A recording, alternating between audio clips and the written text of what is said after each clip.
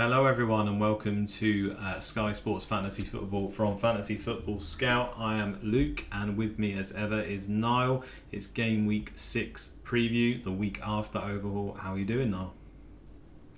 Terrible, actually. Yeah, probably one of the worst weeks I've had in fantasy football in memory. But I think I've got no right to complain because yours was worse. So I know. yeah, I feel like there's going to be a lot of licking our wounds in this episode. But try not to get too downhearted this early in the season. But that was a really frustrating first week post overhaul, especially after we spent so much time thinking about it and talking about it on the air. Yeah, it really was, and it's hard to get yourself up for this sort of thing after such a dreadful week. I mean, I was like 350th or something some point, I think it was like game week 2 to be fair. I think it was about 1000th going into Overhaul. And you spend a lot of time planning and then it sort of blows up in your face straight away. I mean, mine couldn't have gone more wrong. I know the arrow there on the screen is green. That's because I can't work out how to change it to red. Believe me, guys, it is very much a red. I'm down to 4,569. Which might be one of my lowest ranks I've ever had in Sky, to be honest, even from the start. No, I'm sure I've been lower than that. But the only way is up now, I guess. I'm going to have a brief rant and bring up my team as well, just so you guys can see what my thought process was. Obviously there were some errors made, but I don't think it should have gone quite as badly as it did. You can see there I'm on 39 out of 40 transfers now because I did use one on Monday night because of our friend Calvert-Lewin decided not to turn up and went to Richarlison. I'll get to that in a bit though. So there's my team in front of you. Like I said before, Richarlison was actually Calvert-Lewin, and you can see my money in the bank at the top there. That was for Lukaku. So I've made the decision quite early on that Calvert-Lewin is the best captain for that Monday night, and it's obviously a detriment to your team because you're missing out on a premium. Like I say, I would have had Lukaku otherwise. I've got the exact money to get him. And I thought who's going to be better over these 3 weeks. They could match each other, but at the end of the day, Calvert-Lewin's got that captain day, and he's also got home to Everton in there. So his fixtures are better, and you could argue he's got the extra one if you captain the Burnley one. So I thought that's worth a transfer. I'll keep that in. I don't really want Everton defence because I'm just not confident they'll be able to keep clean sheets, and I don't think they're long-term holds. So I didn't want that in my life, and I think that was kind of indicated. Obviously Pickford goes and gets tier 2 saves bonus for people, so fair enough. Didn't want Demarai Gray because I don't really want to mess around with transfers at that level. I'm happy with the other midfielders I had, and I didn't want to have to transfer him out later. Now, some of my other midfielders, you think I could maybe transfer him out later, like Rafinha possibly, but I think he's also potentially a season hold. I've got Traore in there, and Traore, although I feel like I will probably have to take him out at some point, I felt that he was like an 18-19 game week hold almost with the amount of really good fixtures Wolves have got. So I was happy to do that, and Torres is just someone has been non-negotiable with me. I just thought I'm just going to leave him in because he's Man City's striker. So I felt like I had to sort of cover it with Calvert-Lewin. Obviously then he doesn't even turn up. I mean, that's ridiculous. I wasn't going to put him in my team if he was even a slight doubt, but obviously we saw him in training for 3 days, everything. So that really destroyed me, really, and numerous others, I think, as well. But my main issue was basically using Antonio to cover either Ronaldo or Lukaku. And again, I wanted to be clever here. I wanted to not have Ronaldo and then have to transfer him out in 3 weeks, which is what I think most people are probably looking to do in Sky. Maybe they're not, but I kind of didn't want to book the transfer when I felt like the form Antonio's in and the fixtures he's got, he could maybe get close to Ronaldo. Now, I didn't think he was going to outscore Ronaldo at all. I thought Ronaldo was a shoo-in to get man of the match, score in the Newcastle game particularly. Don't really like his next 2 fixtures, but obviously can still do good. And I thought if Ronaldo gets like 2 goals and Antonio gets like something, which I mean, the form he's been in, who could argue that he would get something, right? I can sort of cover him a little bit, and as a result, with the money I've got left over, I can then buff the rest of my team. I can have the best defenders. I can have Diaz, which worked out. I mean, the rest of my team was good. I have Mendy in goal. He did fantastic with the saves and clean sheet. Rudiger obviously got the clean sheet. I've got Diaz who got a 10-pointer as usual. So I felt like the theory was there, but then Antonio goes and gets a red card and Ronaldo gets the brace. So the disparity there, I think, is 36 points. So that's just a 36-point hit. What makes that worse for me is Antonio is actually my only cover as captain for the Sunday upcoming, really. I mean, I have got other Chelsea players, right? So I could captain Rudiger or someone like that away to Spurs. But in my mind, I thought, well, I'm going to captain Antonio home to Man United on the Sunday. I don't have Ronaldo or Lukaku. I don't really want to captain a Chelsea defender away. So let's ruin that as well. Calvert-Lewin then didn't play, so I kind of forced into a transfer. So it was all for nothing in the end anyway.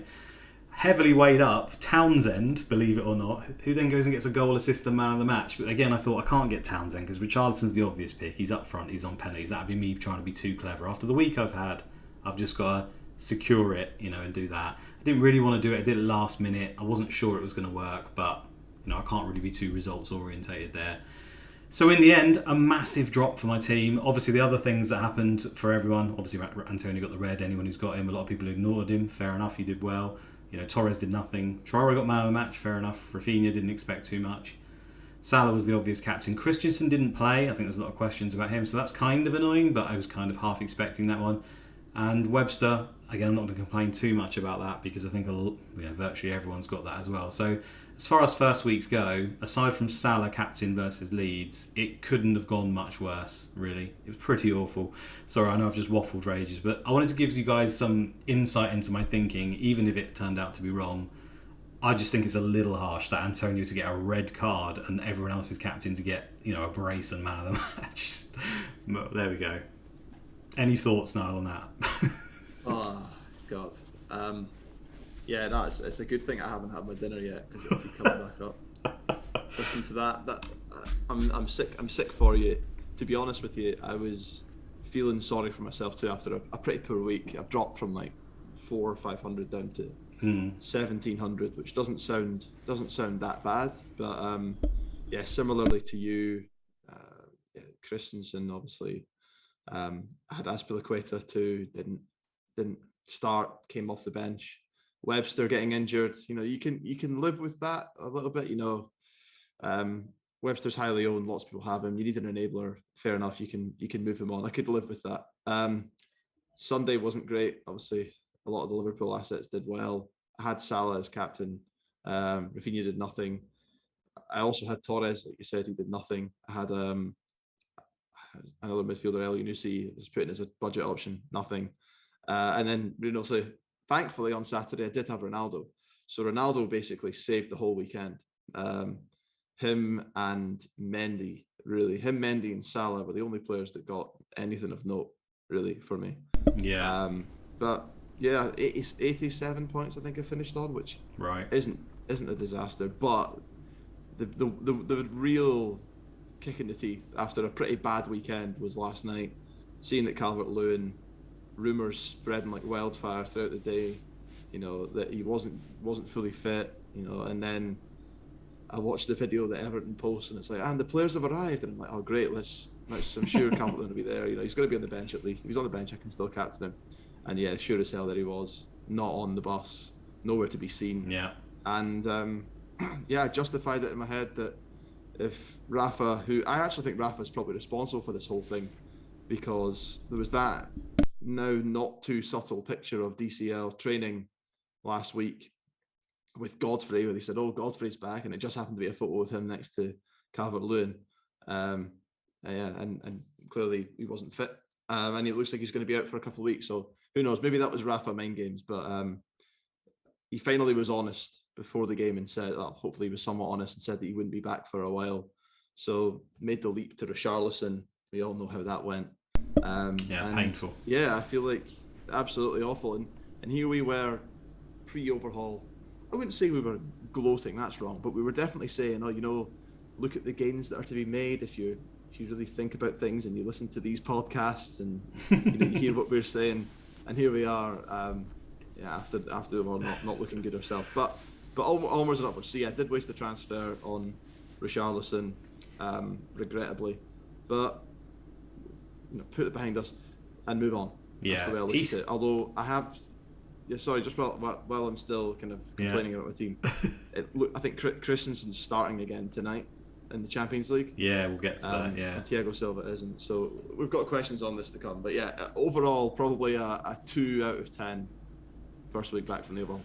Yeah, you kind of just have to take it on the chin. I mean, Richarlison's still got one more game. I'm not optimistic about it. The money game was obviously the one against Burnley. Away to Villa, I don't expect too much, but you never know. They can surprise you sometimes. Yeah, just devastating really, because it's also the fact that the other options, like I say, Pickford and Damari Gray, did fine. Now, I don't begrudge anyone going Gray, but I really didn't like that pick for the reason that he's had 3 shots all season on target and they've all gone in. I don't really like captain a midfielder whose general feedback is usually 2 points. I think Rafinha is probably the only exception I've got to that, where I just couldn't have. I mean, again, I'd have had Banford if I could, but I can't, so I basically have to use him. Other than that, it's usually these, the 10-point centre backs or the strikers that I like to go for, just for that insurance. And the fact that he returned as well made it worse. If he'd have just got his 2 points to 4, I could have kind of lived with it a little bit. Then I think he's like an 18-point haul or something, right? Or I don't know what it was, something like that, 16 maybe. I don't know if he won't have got shots on target bonus, will he? So it would have been eight points, so 16 points, but still double 16's a big number. Yeah. So successes, obviously. I mean, Diaz, I like that I went there to begin with. I know it's really early days. He's expensive. Obviously, Matip, etc. did just as well, so can't really say that. But Mendy, I'm really happy with. Surprised he got so many shots. Just happy to have him in my team. It seemed I might have underestimated Wolves' defence a little bit. I mean, I didn't expect.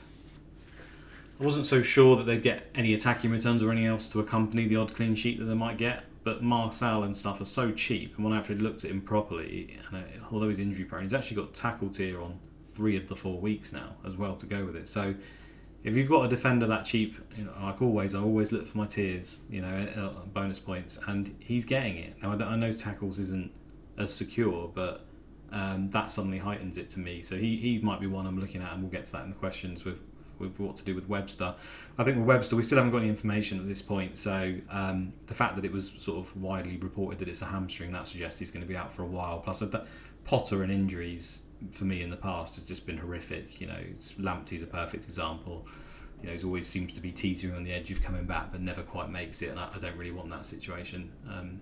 But yeah, there's aside from just going grey over Calvert-Lewin and just having Lukaku from the start, I was never going to have Ronaldo. So there we go. Ended up with 60 points. So even though you had a bad week, it's like 30. How many points did you get? Sorry, 36 or something. 87. 87. Okay, so yeah, there we go. 27 less, and people have done much well. But the positive, it's very very early on. And still got 39 out of 40 transfers. The funny thing is now my B team is now ahead of my A team by quite a lot, and I was kind of messing around with my B team. But listen to this. So when your week's going terribly, in my B team I didn't have any Leeds coverage, right?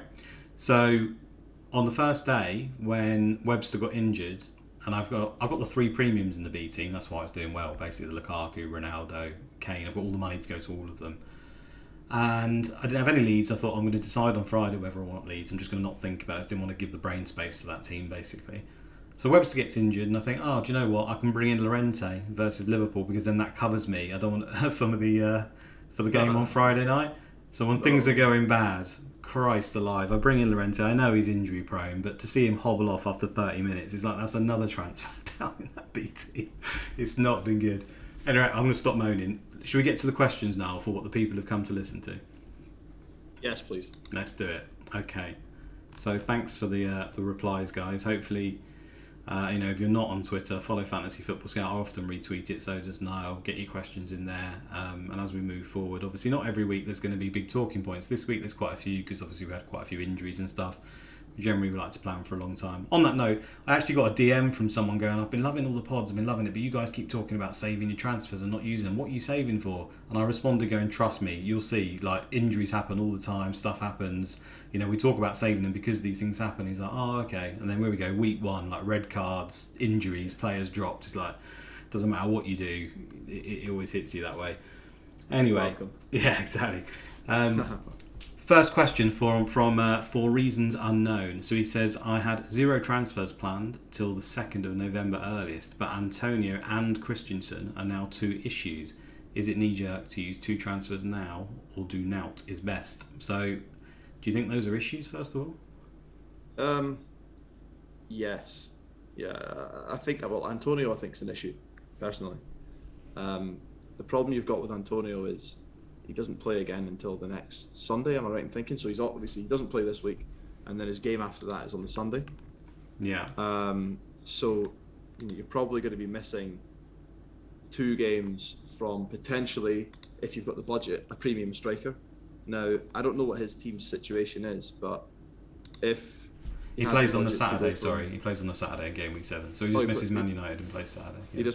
He misses Man United, of course. Okay. Apologies. So just missing 1 game, so it's not too bad. But I would say reflecting on this weekend from my team's point of view, I think it was a clear argument for why having enough budget to have the big three strikers is where I want to be going now. I don't fancy hiding behind the sofa every time Lukaku plays. And if he has an opportunity to bring in whichever one of those big three that he's not got, and if he's got the budget to do it, like, I think it's probably a good time. I really do. Okay. But I don't know. I think you hold an opposing view. I just think that personally, I'd left enough budget in there to go from DCL to Lukaku, just in case he scared me, and he's absolutely put the fear in me, and I think I'm just going to bring him in this Sunday. So yeah, that's my perspective. There's definitely merit in holding Antonio. You're gonna, you might want him later down the line, but if you have the budget to put him up to a premium, I would do that this week. Okay, yeah, fair enough. I mean, I did the two strategies, the old split into the B team. The B team's got all the money in the world. I can literally go Kane, Ronaldo, and who's the other one, Salah, all at the top price. I made sure I could do that, and already it's ahead, so I might have to switch to my main focus to being that one. I still like the two premium strikers, as long as you can have a Kane and Salah, so there's enough money for that, and your third one goes up to Calvert-Lewin at 10. I think that's good because you can benefit from having that extra really good defender usually, or something that can actually work for you. I don't know if that's terrible. The problem we've got now is obviously that Calvert-Lewin's suddenly got injured, Antonio's got suspended, and then Banford, Leeds look like they're out of form. There's even noise today he might have pinged his hamstring or something. I don't know how true that is. But people are saying that that's a possibility. So suddenly, like, three of the main players, I would say, around that area look like worse options. Then everything points to the three premiums. But once they're back, I'm not sure it'll work that way. But so much of this game is down to your captains, and having that flexibility up front is important. And I think that was the main decisions we all went with. It was basically whether to have two or three premiums up top. I went with one to start, but with the money to get the second, and that's worked out even worse in my favour. So yeah, I can see where you're coming from. To answer his questions, though, I don't think Antonio. I can see what you're saying. I personally like keeping him, but I think getting rid is viable. Christensen, I don't see as a problem. Do you see as a problem? No, I have just I mentioned earlier on that he is starting for Chelsea in the Champions League. Yeah. But I think rotation was baked in. We expected that. The reason we've got Christensen in our team is because he's playing for what I think is the best defence in the league. He's not only the best defence in the league, a defence that likes to stat pad and pass the ball sideways consistently for 90 minutes. There are going to be games where he doesn't play. I was surprised but not shocked that he was rotated at the weekend, having played 3 times for Denmark, but I'm still willing to keep him. I think he'll prove to be a good option. He does give them cover across the whole back line, even if Thiago Silva is going to be playing more frequently. So I think he will justify his price. I think he'll wash his face at 8.3, and so I do think it would be knee-jerk to take him out now. Although I am a little bit worried that he's playing tonight. But that's the way things are going to go with City and Chelsea players, especially when you get budget ones like that. I totally agree. I mean, to me, you look at their lineup tonight, and you could argue a few spots, but I think that's their first choice 11 pretty much. I mean, I've got it in front of me on the screen so people will be able to see. I mean, obviously Ziyech there, that could be Havertz, but Lukaku, Mount, obviously Havertz has played a lot recently, you can understand that one. In the 4 across midfield almost, if you include the wing-backs as midfielders, you've got Reece James, Kovacic, Jorginho, Alonso. Now, Kante, when he's fit, probably comes in and out for Kovacic, but that looks first choice to me. Alonso with Chilwell, we know this, he's talked a lot about it. I think Chilwell will maybe eventually come in, but Alonso's playing well enough so that he stays, so that's fine. And the back 3, I mean, this is what we really wanted to find out when I was talking to you about Christensen in the pre-over, is what's going to happen around Champions League with Thiago Silva.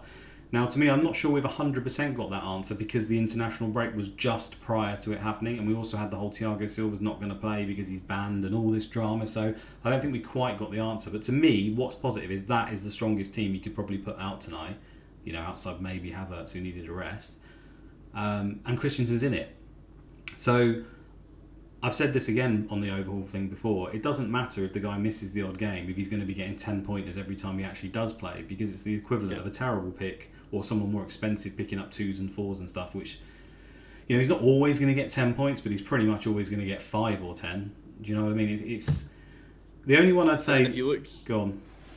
No, I was going to say, if you look at so there's only, from where we are right now, there's 10 minutes played, and he's already sat on 20 passes. So yeah, man, it's almost like pouring salt into the wounds. Here's what you could have had at the weekend. But Chelsea's passing output was way down at the weekend, probably through a combination of the players that they started with, not their first team. And now they've got the first team out, and it looks like they're dominating the ball again. So yeah, I'm optimistic. I agree totally with what you say. I think at the moment it's a watch. If it ends up, being the situation that Christensen continues to play every Champions League match and Thiago Silva is clearly the option for the league, and Christensen's only getting limited minutes, then we'll have to assess. But I think it's too early just now. Yeah, I agree. And the only other one I really would have gone for was Matip. I was quite positive on Matip, and a lot of people weren't, and I did like him. And it's easy to say now, Matip's the better option because he just got, I don't know if he got 10 points, but he certainly got one tier of passing. Maybe he got 9. 9, I think, yeah. Right, okay, and the clean sheet. Again, it's like I said on the pre-oval, but I'll prefer Matip in terms of I think Matip is first choice, more so than Christensen. It's just that I believe Chelsea will probably get more clean sheets. He's more nailed for passing, and although he has had injury problems in the past, Christensen, I think he's probably a little bit more over them. Whereas Matip, I just, maybe he just goes on a season without getting injuries, but it would probably be the first time in about 8 or 9 years or something that he's actually done that. So I do feel like that'll break down. But, if Christensen, if it is a problem in the future and Matip is staying strong and playing, then it's an easy switch, isn't it? I think for just 0.1, I think that's something we can book in. I think it's too early days. I personally would hold Christensen. He may not play this weekend as a result of playing Champions League, and then if Thiago Silva comes in, I think it'll be the next game after that where we'll decide if Christensen's not in the lineup again. Then I think we've got a very, very good indication that he's basically playing second fiddle to Thiago Silva, which I can't see personally. I think Christensen will come back in. If it's not this game, it will be the next game, and I think he's in. I mean, that's the strongest team there for me. So I think he'll be back in. Next question then from Mark SkyFF. Some of these might be similar actually, so I'm just reading them for the first time. Good chance Christensen plays during the week in the Champions League. You got that right, he is. Which has made me worry he'll miss the next league game. Straight swap out if he misses the next game. Could be a straight swap for Matip. Do we think he's now? We've just covered that, haven't we? For me, I think we leave. For Niall says it as well. Yeah, might not play the next one. I think he probably will, but even if he doesn't, we've got to wait one more, I think. I don't think he'd be so hasty. I think come the end of the season, Christensen is going to be right up there for the defenders. It doesn't matter how they come if you're just going to leave him in. I can't see him not being in sort of the top 7 or 8 scoring defenders in the game, and for 8.3 million, whereas the ones that probably will beat him will be the likes of Van Dijk, etc., or like 10.5 or whatever they are. 10.2, I think he is. John NUFC, obvious questions, I suppose, but if Webster is a long-term injury, is Duffy the best replacement, or should we look to someone else, i.e. Ben White? Vestergaard he even mentions. He's also asked about Billy Gilmore, but we'll go for the Webster question, because I think that's going to have affected a lot of people. I think it's going to depend on your team, but you go ahead now. Let's just assume he's out for a while. Obviously, we haven't got the news. We're just going to assume he's out. Yeah. Okay, I know we're assuming he's out, but I think personally I'll be waiting for news. It might be that he's going to be out for 3, 4, 5 weeks, in which case I'll be looking at these options. But there is still over a fortnight, I think, until he has that Monday night game where you need him. And so if you don't hear anything absolutely categorical this week from Potter, you could just wait and see the lineups that night and then replace them with Duffy or Gallagher if you wanted to. So I mean, you'd miss one game this weekend, but the Gallagher's got Liverpool away, for example. Yeah, that would be quite tricky. Anyway, assessing the options, I like Duffy. I was talking Duffy up before. Yeah. Before I just selected my team, I just felt a bit uncomfortable having 2 Brighton defenders. If Webster's going to be out for an extended period, then that probably that underlines the case for Duffy a little bit more. It's cheaper as well. So I think Duffy's probably the standout. He gives you the coverage on that Monday night game. But a lot depends on your team. If you're on a 4 at the back or a 5 at the back, you could if you're on a 4 at the back, you could move to Gallagher in the midfield. I thought Gallagher looked electric in the game against Spurs. He was all over the pitch. He did get tackles, I think, in the end. He can get tackles. I've got him in my B team, which again is doing really well as a result of probably picking, aside from Gray, the only midfielder who did anything. I was pretty big on him before Overhaul. I should have maybe had him in my A team, but I thought I'll spend a little bit more money in that bracket because I can always come down. and I got him in the B team, and now I really want him in the A team, to be honest. I think he's just tailor-made for Sky, to be honest. Now, I don't believe he's going to be getting the goals all the time. I know he's got really good expected goal involvement. He's breaking late into the box. He seems to be on the end of everything. But I don't think we can suddenly just say he's going to hit like 10 goals in a season. Now, he could, but for me, it's just the fact that he's clearly a standout for man of the match. He's got those tackles to fall back on. It's a ridiculously cheap price, and he appears to be all on set pieces, so he's going to pick up the odd assist as well.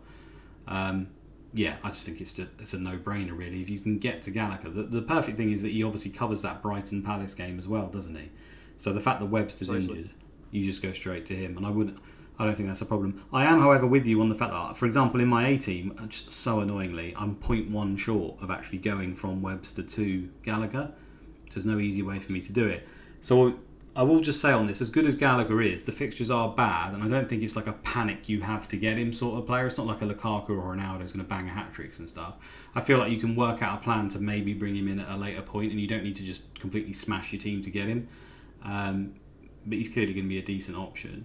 And you're right, if Webster's back in time for that 2 weeks, or even if he was back in 3 weeks and you had other cover for that day, I don't really like removing a player, because I feel like Webster, you're probably going to want him back, because I still think he's the best 7 million defender. Or do I really want to spend a transfer taking him out, then he misses 3 games, say, and then you bring someone else back in? Now, if the transfer you did, the person you bought in got 3 weeks of 10 pointers, got 30 points, you could say, okay, fair enough, that's worth it. But then, if you were then to take that person out, again, this is all hypothetical, that'd still be 2 transfers. I'd still say that's borderline. And I can't see that ever happening. I can't see anyone at that price hitting 30 points, for example. So to me, if Webster is if he's very, very definite he is going to be back in 2-3 weeks or whatever, I'd just leave him in, personally. But if it's more of we'll have to see, it's a hamstring, these are like a 3 or 4 weeker, blah, blah, blah, that's when I'd start to worry and just think, you know what, I'll get rid of him and then I'll readdress it later. That's the way I see it anyway.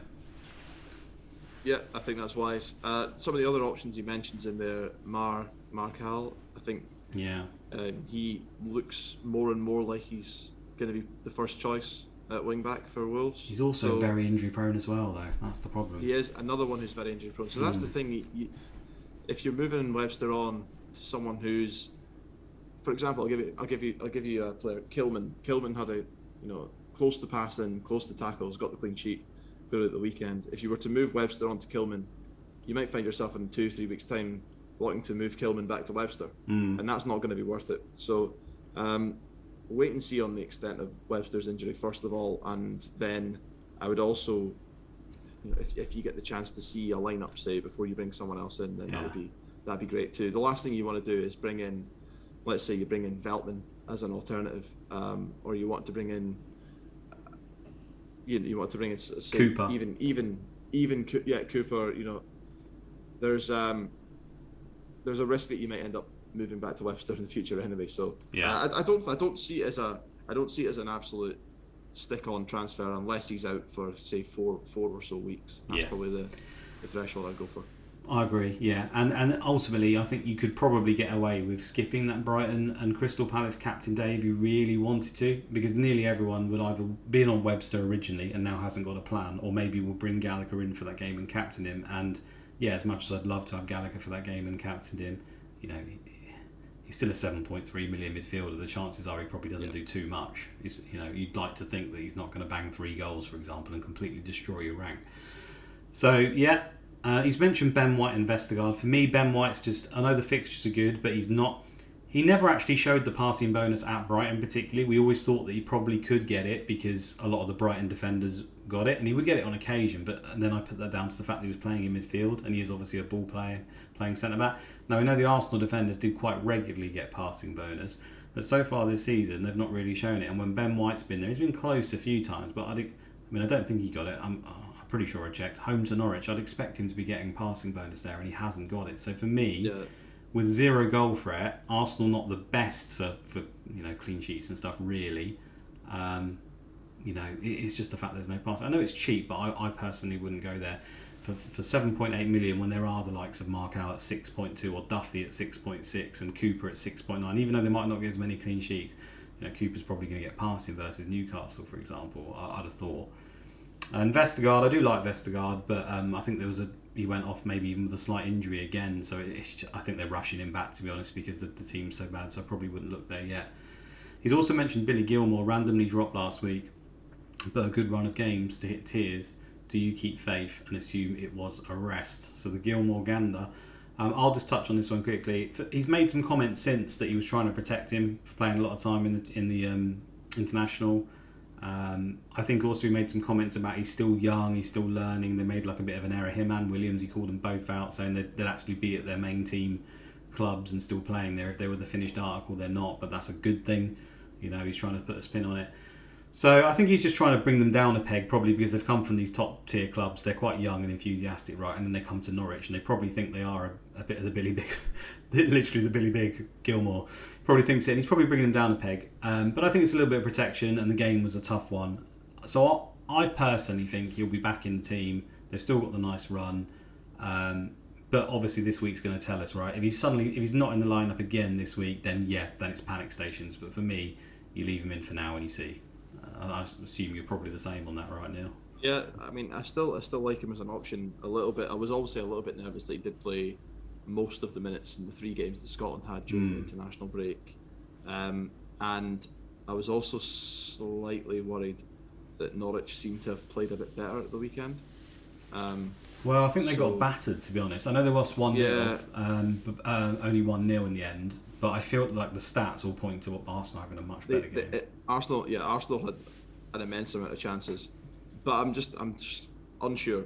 Maybe you'll say to the players, you know, he went out and gave Arsenal a game, give you a chance again. It just depends. And looking at the subs, they brought on, I think, 3 subs, and he didn't get on the pitch. So maybe they just wanted to give him a full rest. That could just be the case. But yeah, again, it's a wait and see. If he's out of the team this week, and they get a result, then I think if he's out, because also remember that they've got Chelsea to come, and he won't be eligible for the Chelsea game. Right, good point. Say 4 weeks. So if he's not back in the team by then, that's another game he's going to miss.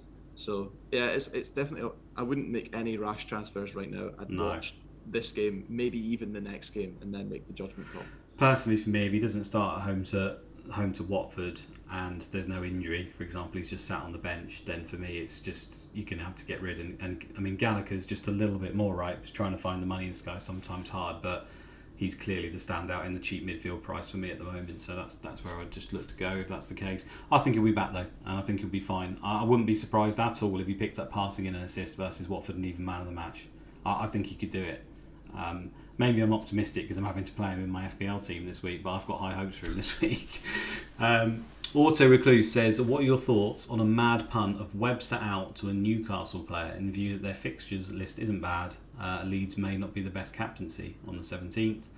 I have Brighton and Palace game covered already with Sanchez, so he doesn't need to worry about that game. So basically, is a Newcastle player worth bringing in for their good fixtures? And I'm assuming it'll be someone cheap around the Webster price. Yeah, I mean, I'm not sure he's been watching the games though, seeking goals for fun. They do look quite leaky at the back. It depends who he's planning on bringing in. I assume if it's Webster, he'd be looking at a defender. All the games are better. I just don't. The thing is, I think what we talked about before. We just talked about Gallagher, right? The great thing about Gallagher is that he's got so many avenues to getting points. He's taking shots on. You can get bonus from the shots side. He's making tackles. He's a goal threat. He's someone who can get man of the match. If you look at a Newcastle defender, I mean, if you look at the players that played against Manchester United, very few of them are goal threats. I know Manquillo scored, but that's a noseball. I'm going to assume that because he's a good player. Actually, I know him. That he's not looking at that, and he's actually looking at one of the better Newcastle players. So even if let's say we give him credit that he's going to be going for set maximum, for example, at 7.9. Okay. Would you consider? I mean, he's done all right so far. I'm looking at his points so far. So he got 5-pointer versus West Ham, just 1 assist, and a 2-pointer versus Villa. He then got goal, man of the match, yellow card versus Southampton, and then he picked up another assist versus Man United. So he was returned in 3 of the 4 games. Obviously, no bonus points to be heard of there, unless you count man of the match as a bonus. So, do you consider him? I mean, the thing is, he's in an area right now at that midfield and around that 7.9 million mark where no one, aside from Gallagher at 7.3, is really putting their hand up. I mean, he's their main option. I'm so unconvinced by Newcastle, and I think I know Leeds haven't had a great start to the season, but I still think that Rafinha is a far better captaincy pick than any of the Newcastle options on Friday. I'm happy. Well, I won't be happy to be proved wrong, but I could be proved wrong. And also, I think the Leeds defender's probably decent as well because they'll pick up passes. Yeah. But yeah, I mean, if it is Saint Maximin, maybe there's a case for Willock. I think he's relatively cheap, somewhere in the sevens. Did well 7.8, so only 0.1 cheaper than Saint Maximin. So really not much cheaper. No. Yeah. Again, yeah, you could go for Saint Maximin, but it's not someone who I'm looking at. But if budget's not an issue, if you were to go from Webster to Saint Maximin and still have enough budget, say, to have flexibility in your front line, then you could do it. But I suppose you'd need to have quite a lot of budget available to make that move and still have that flexibility. So that'd be my concern. If it snookers you from making moves elsewhere, then no. But if you need a 7.8 midfielder, 7.9 midfielder, and you fancy him, he's probably not as bad. He can't be any worse than the other options who are doing very little in there as well. No, that's basically the thing that I keep coming back to. I haven't considered it. I wouldn't touch a Newcastle player at all. But having looked at it, the fixtures are good. Obviously, St Maximin versus Leeds, I feel like he could do actually pretty good in that game. He's clearly a standout man of the match. If they're going to have the space and they're going to be constantly breaking on each other, then that's tailor-made for St Maximin. So I don't doubt he can be a good option on that day. I just think there's also a very realistic chance that despite Leeds being poor, just suddenly they batter Newcastle 4-1 because they just seem to capitulate as soon as they concede a goal. And then the fixtures are good, but keeping a Newcastle player long term. And then also, St Maximin is pretty injury prone as well. I know I keep mentioning this, but he has spent a lot of time out since he's come, so I wouldn't be surprised if he picks up another one soon. So not for me either. I personally wouldn't do it, but I can see the appeal. Tom SkyFF says Webster to Duffy ? I don't think I need to overthink it. You've already given your seal of approval on that one, right? Yep, absolutely. Next question. Yeah. I do feel that Duffy might be one of these players that we talked about that we keep thinking is going to come out of the team. He ends up playing 35 games in the season just because of all the other injuries, the way he's played so far. Maybe it won't be the case, but I think there's enough reason to bring him in now and suspect he stays in the team for quite a long time. He's just not done anything wrong. We keep expecting him. He had a really poor few games or a period for Brighton before we ended up going out on loan, and we've not seen that since he's come back. He's not had any mistakes. They've got 2 out of 4 clean sheets, I think. Brighton, he obviously scored goals as well. Yeah, I think you can bring him in. If you don't have cover for that day and you can't get to Gallagher, then Duffy's the obvious pick to me. FPL_SkyAddict. If transferring out Antonio, does it make sense to bring him in that quickly again, or could we wait till we need an Arsenal player and get him or someone else then maybe? So I think he's saying, if we transfer him out, obviously do we use it as part of a daisy chain? So we go to the Arsenal players for I think, when is it? I'm going to bring up the fixtures now. 18, does it maybe? Yeah. It's really hard to see on the Sky website actually, just the way it produces the fixtures for us. Slow to update as well. Yeah, it's the 18th. Monday 18th is the first Arsenal game against Palace at home.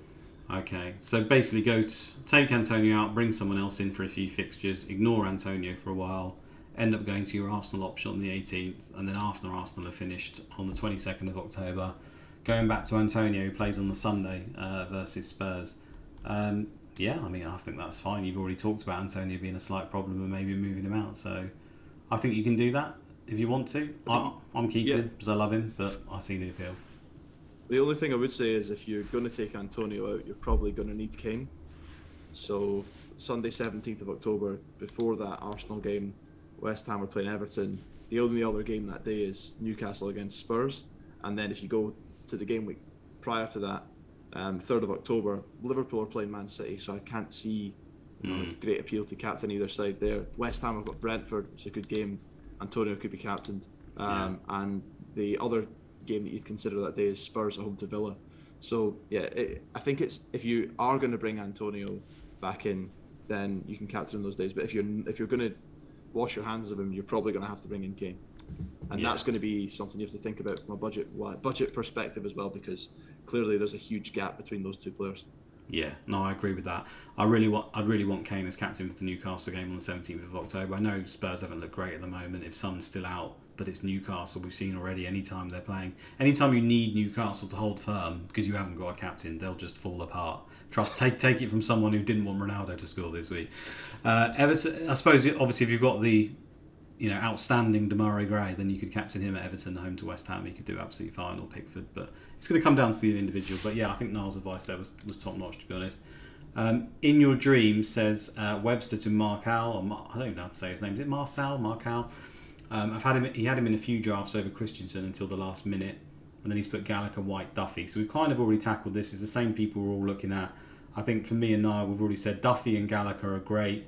Marcal, I'm becoming more and more sold on him. For me personally, I can't get to Gallagher, and for me it's whether I go Duffy or Marcal. I think Wolves have got better fixtures longer term, so that's why it's tempting me, and he's cheaper. But I feel like Marcal's tackle bonus is not as consistent as what Duffy's passing bonus will be, and Brighton ultimately, although Wolves are looking very good in the stats and everything, generally get more clean sheets and are a more secure unit. So yeah, Marcel's obviously got a decent attacking threat, seeing as though he's playing so far forward at those fullbacks. I think either of those two options are good. I think it's just going to depend on your team. If you don't have any coverage for the Brighton Palace game, then I'd edge towards Duffy. If you do, then I'd probably go Marcal actually now and just chance it. Yeah, the only other thing I would say, if you're hoping that Marcal is going to be a long-term pick, Johnny is still injured, but he's probably going to come back at some point in the autumn. I think that's going to be it's going to be ages, isn't it? He's done his knee twice, hasn't he? His ACL twice in a row. He's done his knee twice, but I think the latest kind of update is that he's expected back sometime in November. Right. Which obviously it may take a while to come back fully, but it's something else to think about. And they do have Aït-Nouri as well, who can challenge that position. But it does look like Marcal is nailed on just now. But I'd just caution against the fact that he is quite injury prone, and there's competition for a place there as well. It feels like you might have to make another transfer if you go Marcal, doesn't it? And I know the same could be said for Duffy, but that is the one thing that keeps holding me back. Is it just feels like you will end up making another transfer, and this is what I really tried to cut out last season: is making transfers at these low prices between these players that have got quite low ceilings in general. Already I've got Webster injured and having to make a transfer, and then in my B team I bought Llorente and he got injured. So I'm already falling into the trap again of switching around these players where, it's not my fault if they're getting injured, I've got to do something about it. But switching from one injury-prone, slight rotation risk to another injury-prone, slight rotation risk doesn't fill me with joy right now. And yeah, I know you could put Duffy in that category, but he just feels a lot more secure at the moment, to me anyway. Okay. I've got another question here from Prashunta Sabidi. He says, is it good to transfer out Antonio for Banford? Any other options you like Jimenez?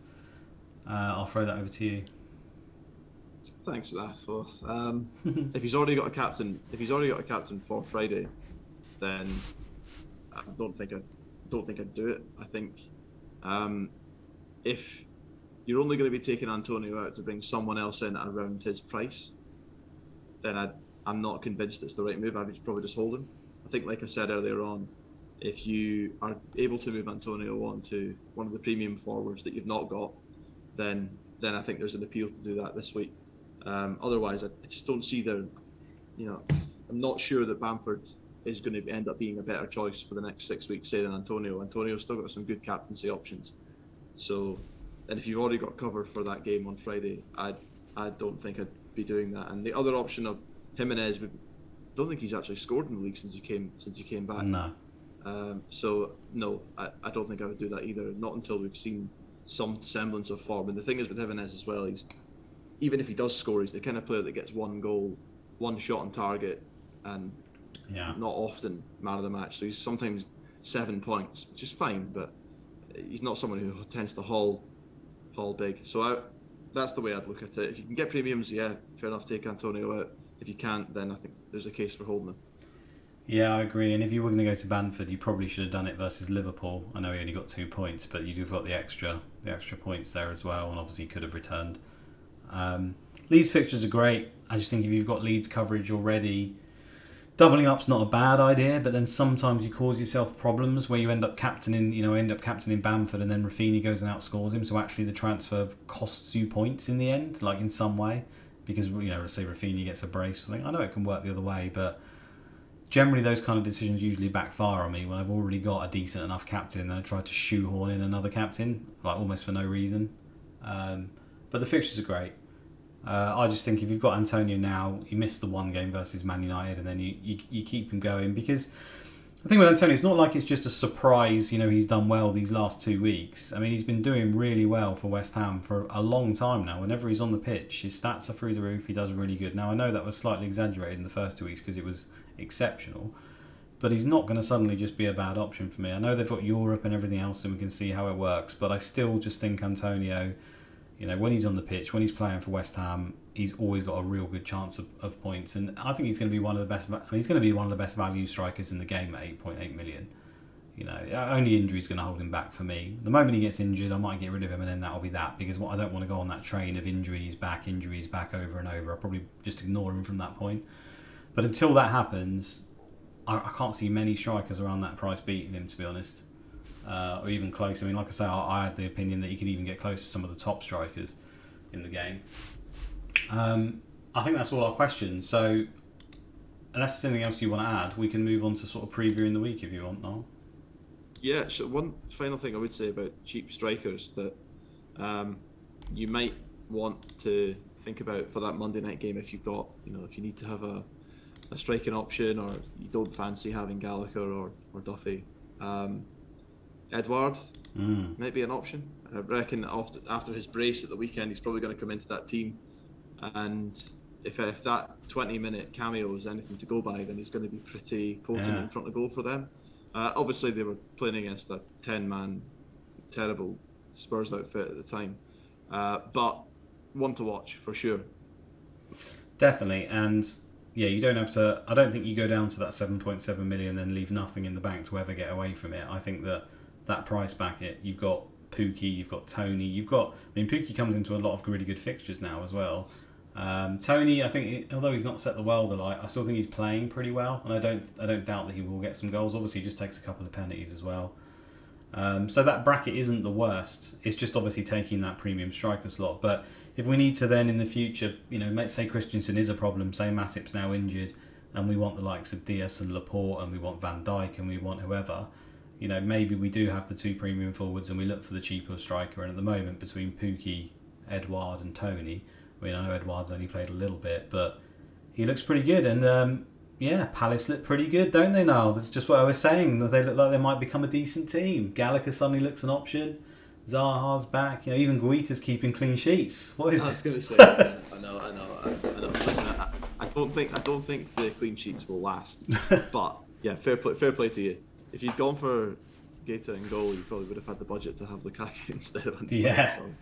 Yeah. No, I don't think. The fixtures are still pretty bad, but I think Palace are definitely, taking it up. You could say 2 or 3 years from last season already, and they've probably got some way to go yet. They're still learning the system.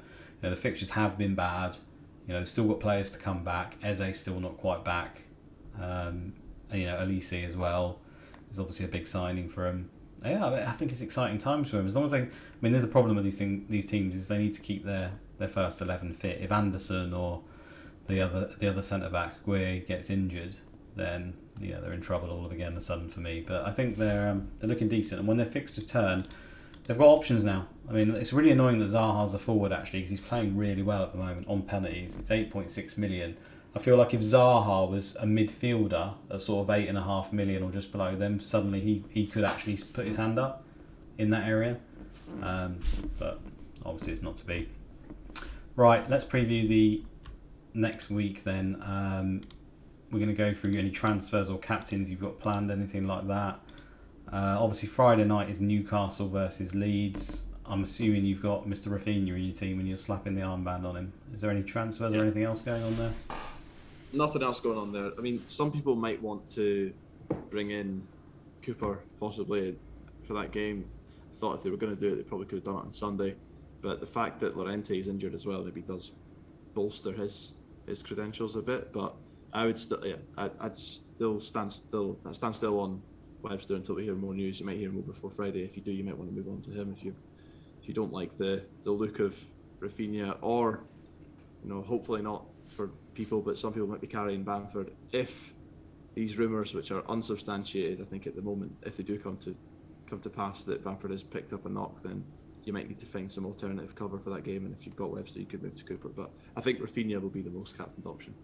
Yeah, I'm inclined to do this. I'm just going to be on Rafinha. I'm not going to do anything else. Sure, I'd like Banford. Sure, I think the defenders could get passing bonus. I mean, they've not looked solid at all, Leeds, defensively, and now with Llorente out, they're even more dodgy. So even if you bring Cooper in, I wouldn't even say a clean sheet's absolutely assured here. It's just they've got a nice little fixture run that is sustained. So I think bringing in an option for Leeds, as long as you don't count on them too much for this week, is not particularly a bad option because they've just got such good fixtures. They'll probably pay you back over the 6 or 7 weeks. But yeah, Rafinha is captain for me. Probably won't make any transfers. My other team that's got Llorente injured and got no Leeds coverage, I'm probably just going to have to bring in Cooper now and just throw that transfer in the bin. So that's already going to be probably another waste again. But here we are. I've got to have some sort of coverage on that day, I feel like. Saturday the 18th of September, so we've got Wolves at home to Brentford, we've got Norwich at home to Watford, Man City at home to Southampton, Liverpool at home to Palace, Burnley at home to Arsenal, and Villa at home to Everton. Bringing anyone in, and who's your captain? Not bringing anyone in, and I think like 90% of the game I'll be having Salah captain. Yeah, mine's on Salah, yeah. Just a plum home tie.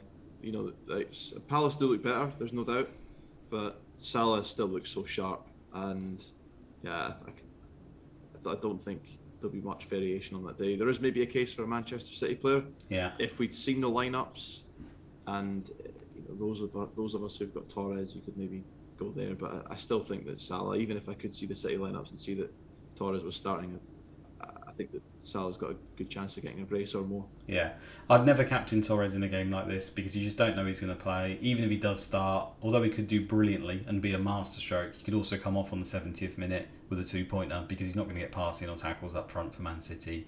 And again, I don't like to captain midfielders, so I would never consider that basically unless I saw the lineup and really felt it. For me, it'd be Diaz. I've got Diaz sat in my team here.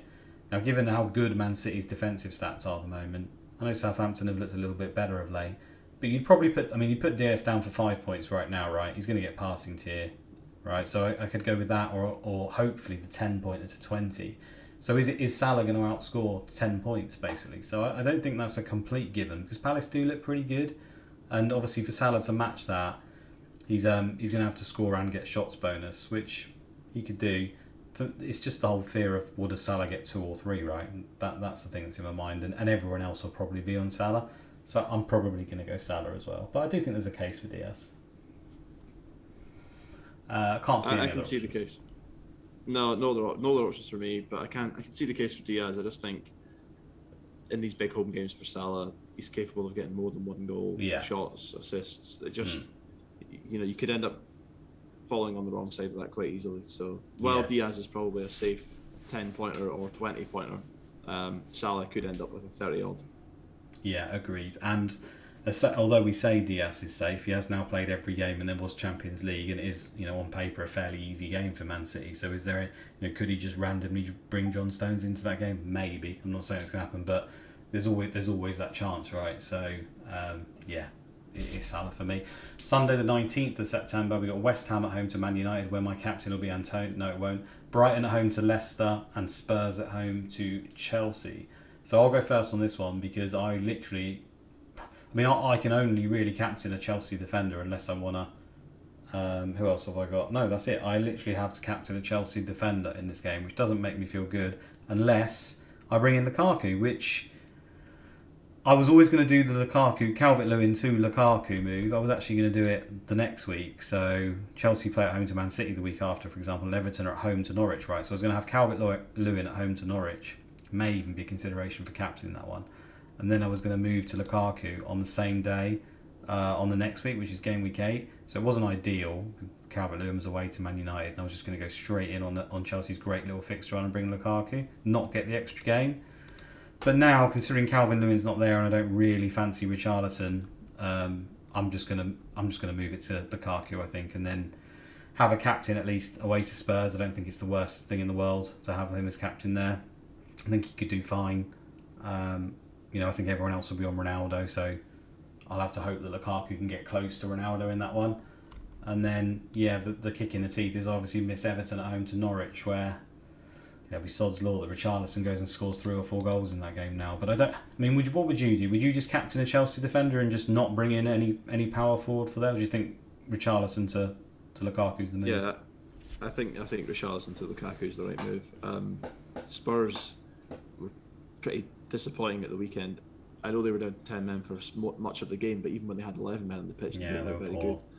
They've still got huge injury worries now. The Tanganga's obviously suspended as well. Son, we don't have any major updates on his status yet, but there's a chance he's going to miss out again. And then the South American players, as far as I know, are still in isolation. There's not been any clear update on that. I don't know if you've heard anything, but there's a chance they might not make it back even for them. All right, I wasn't aware of that. But I mean, Bergwijn's got an issue as well, right? He seems to do. Bergwijn's got an issue. Dyer went off at the weekend, didn't he, with an injury? He did, yeah. So there's more than a few problems for Spurs. And the way that Chelsea are playing just now, if they are playing their full team again at the weekend, I think they could steamroller Spurs. I really do. And so if they're going to do that, then Lukaku's the man. I'm going to be bringing Lukaku in as well for Richarlison. I had the same plan. I had DCL. I'd kept enough budget, thankfully, to make a move from DCL up to Lukaku at any point. I was going to do it on the day that you earmarked as well, when DCL goes to Old Trafford, but I've not got any great confidence in Richarlison, and you're going to get an extra game out of Lukaku if you make the move now. So I think I'll make the move, pull the trigger, and hope that he can do something against Spurs. Yeah. But I think I'll probably captain Ronaldo, just because. Yeah, I mean, I'd captain Ronaldo. He scored again tonight. Yeah, he's looking like the main man, and I fully expect he'll continue to score and run against West Ham at the weekend. Yeah, I can't argue with that. I'm dreading it, to be honest. But I think when you look at Man United and Chelsea, Chelsea might just casually stroll out another 2-0. It's the classic Chelsea at the moment. But Man United, they might struggle against West Ham. But at the same token, I'd back them 4 or 5 goals over Chelsea. So they could easily just suddenly do that, right? So I'd go Ronaldo if I had the 2, and I think that's what most people would have planned for.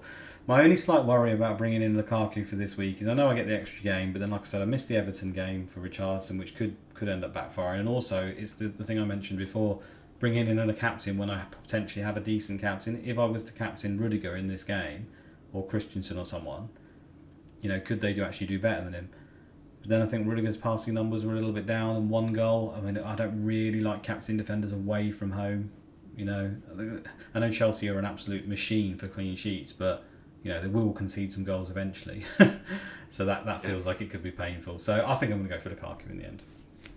So update on the Spurs trio. I've just done a bit of searching. Lo Celso, Romero and Sanchez.